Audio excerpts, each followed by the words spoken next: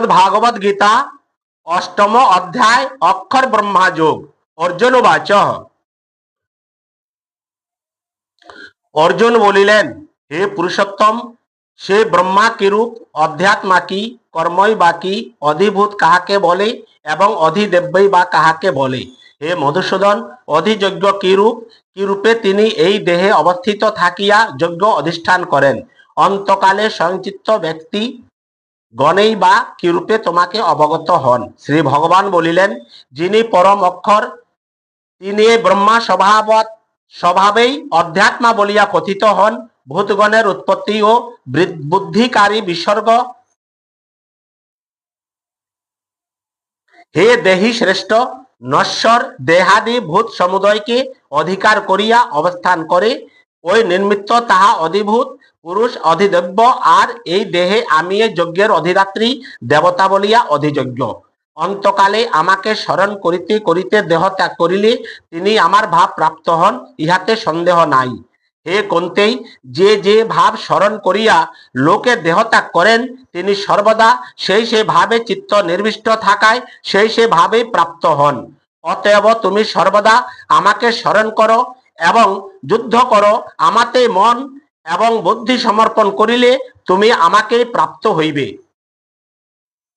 হে পার্থ, অভ্যাস যোগ এবং একাগ্র চিত্ত দ্বারা দিব্য পরম পুরুষকে চিন্তা করিতে করিতে তাহাকেই পাওয়া যায়, যিনি সেই সর্বজ্ঞ, অনাদি, সর্বনিয়ন্তা, শুষ্ক হইতেও শুষ্ক, সকলের বিধাতা, অচিন্তা রূপ আদিত্য বর্ণ প্রকৃতির পরে অবস্থিত পূর্ব পুরুষকে মৃত্যুকালে স্থির চিত্তে ভক্তি সহকারে যোগ বলে হৃদয়ের মধ্যে সম্যক প্রকারে প্রাণবায়ুকে স্থাপন করিয়া অজ্ঞান উৎপন্ন করি বর্তমান পুরুষকে চিন্তা করেন, তিনি তাহাকে প্রাপ্ত হন। বেদবিদ পণ্ডিতগণ যাহাকে অক্ষর বলেন, বিতরাগ জ্যোতিগণ যাহাতে প্রবেশ করেন, যাহাকে জানিবার নিমিত্ত ব্রহ্মাচার্য অনুষ্ঠান করেন, আমি তোমাকে সে প্রাতব্য বিষয়ে সংক্ষেপে বলিব। যিনি সমুদয় ইন্দ্রিয় দ্বারা মনকে সঙ্গত করিয়াও হৃদয় মধ্যে মনকে নিরোধ করিয়া হৃদয় মধ্যে প্রাণকে স্থাপন করিয়া যোগজনিত ধৈর্য অবলম্বন করিয়া থাকেন। ওম এই ব্রহ্মা বাচক একাক্ষর উচ্চারণ পূর্বক আমাকে স্মরণ করিতে করিতে যিনি দেহ ত্যাগ করেন, তিনি পরমাগতি প্রাপ্ত হন। অন্যান্য চিত্ত হইয়া যিনি সর্বদা আমাকে নিরন্তর স্মরণ করেন, হে পার্থ, সেই নিত্যযুক্ত যোগীর পক্ষে আমি অতি সুলভ। মহাত্মাগণ আমাকে প্রাপ্ত হইয়া দুঃখের আলয় অনিত্য পুনঃজন্ম প্রাপ্ত হন না, যেহেতু তাহারা পরমাসিদ্ধি অর্থাৎ মোক্ষ প্রাপ্ত হইয়াছেন। হে অর্জুন, ব্রহ্মালোকে হইতেও লোক সকল পুনর্বাচনশীল হয়, কিন্তু হে কন্তে, আমাকে প্রাপ্ত হইলে আর পুনর্জন্ম হয় না। যাহারা জ্ঞাত আছেন যে সহস্র যুগে ব্রহ্মার একটি দিন এবং সহস্র যুগে ব্রহ্মার একটি রাত্র হয়, তাহারই অহরাত্রে ততজ্ঞ বলিয়া বিদিত। ব্রহ্মার দিবস আগত হইলেও অব্যক্ত হইতে চরাচর ভূতে সকল প্রাদুর্ভূত অর্থাৎ প্রকাশিত হয় এবং তাহার রাত্রি সমাগমে সেই অব্যক্ত কারণে বিলীন হইয়া যায়।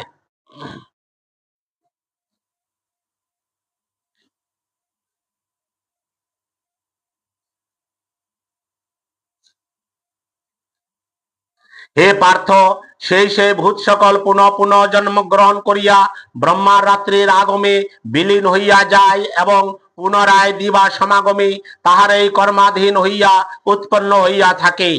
সেই চরাচরের কারণ ভূত অব্যক্ত অপেক্ষাও শ্রেষ্ঠ অন্য একটি অব্যক্ত সনাতন ভাব আছে, যাহা সর্বভূত বিনাশক্ত বিনষ্ট হয় না। যিনি অব্যক্ত অক্ষর বলিয়া বর্ণিত হইয়াছেন এবং যাহা লাভ করিলে আর পুনর্জন্ম হয় না, তাহাই আমার পরম ধাম। হে পার্থ, সর্বভূত যাহার অভ্যন্তরে অবস্থিত এবং যিনি সমগ্র বিশ্বকে ব্যাপিয়া অবস্থান করিতেছেন, সেই পরম পুরুষকে অন্যান্য ভক্তি দ্বারাই লাভ করা যায়। হে ভারত কুলশ্রেষ্ঠ, যে কালে গমন করিলে যোগীগণ যথাকালে আবৃত্তি এবং অনাবৃত্তি প্রাপ্ত হন, সেই কালের বিষয় আমি তোমাকে বলিতেছি। অগ্নি এবং জ্যোতি শুক্ল উত্তরায়ণ 6 মাসের অধিদাত্রী দেবতা এই সকল দেবতাগণের উপলক্ষিত মার্গে গমন করিয়া ভগপদুপাসকগণ ব্রহ্মকে প্রাপ্ত হন। কর্মযোগীগণ ধূম রাত্রি কৃষ্ণপক্ষ ও দক্ষিণায়ন 6 মাস ইহাদিগের উপলক্ষিত মার্গে গমন করিলে চন্দ্রাসম জ্যোতি প্রাপ্ত হইয়া ভোগাবাসনে পুনরায় ইহালোকে প্রত্যাগমন করেন। প্রকাশময় অর্চিরাদি শুক্লগতি এবং তমময়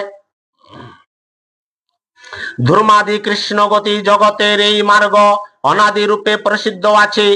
এই দুইয়ের মধ্যে একটির দ্বারা মোক্ষ প্রাপ্ত হয়, অপরটির দ্বারা সংসারে পুনরায় প্রত্যাবৃত হয়। হে পার্থ, কোন কোন যোগী এই দুইটি মোক্ষ ও সংসার প্রাপক পথ জানিলে মোহিত হন না। অতএব হে অর্জুন, তুমি সর্বদা যোগযুক্ত হও।